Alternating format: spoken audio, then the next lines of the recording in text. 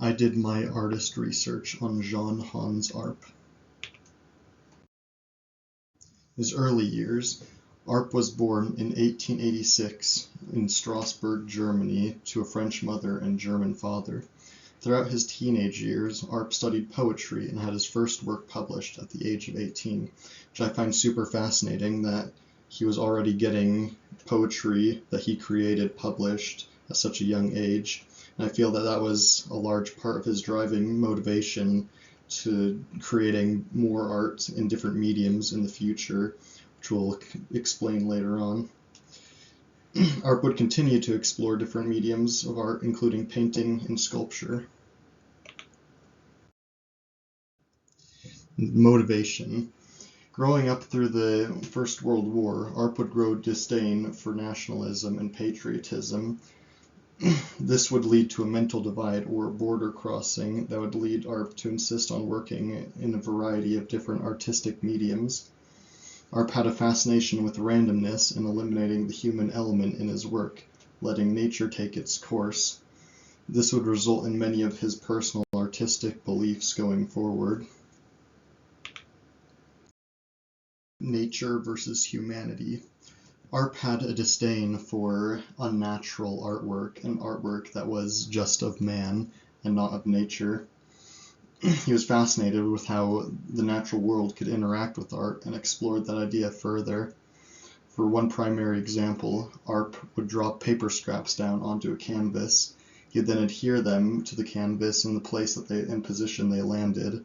This would remove much of the human equation from his work, which I find super interesting, and I feel that's not something most artists would think of, to have such a random element mixed in with their work, to have these paper scraps scattered literally anywhere on the page.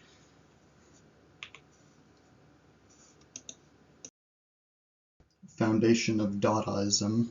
Arp is one of the founding fathers of Dadaism, alongside other great artists such as Picasso. Dada aimed to protest and destroy the unnatural man, much like I was saying earlier. During the 1920s, Arp would create almost exclusively naturalistic artworks in the style of Dada, which I find interesting that during this time period, this abstract kind of biomorphic, organic kind of art was so rare that even in the 1920s, like, this was so early on that he was a founding father of this type of artwork. Not only that, but Arp was also a pioneer in abstract design. Arp is considered to be the founding father of abstract and biomorphic design. His work would, more often than not, was inspired by elements of the natural world, and many of his sculptures and paintings would be inspired after seeds, plants, animals, people, etc. Arp often worked with plaster, stone, and bronze, but was said to be enthusiastic when given the chance to work with spare scraps and other organic-looking materials. Continuing with abstract and biomorphic design, Arp's artistic style would begin to veer more towards this type of design in the late 1920s and 1930s. It would generally become his signature style even up to the 1950s and 60s, where he would be a key player in the push for mid-century modern and abstract designs even up until then. A lot of these designs in the 50s and 60s would become some of his most popular and famous works, although he never strayed too far from the style of Dada that he originally started with. I wanted to end off with highlighting this sculpture from Jean Hans Arp. Is probably one of his most famous works and one of my personal favorites from him. I feel like it uses negative space both in and around the sculpture very well, and the soft, biomorphic yet angular shape around it gives it an interesting implied texture.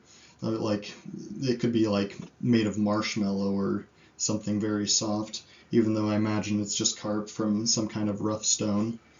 But he had a lot of artworks like this in the 50s and 60s, and I feel like this was the time where he peaked on a lot of this type of design, and it's a shame that we won't be able to see any more great artworks from him anymore.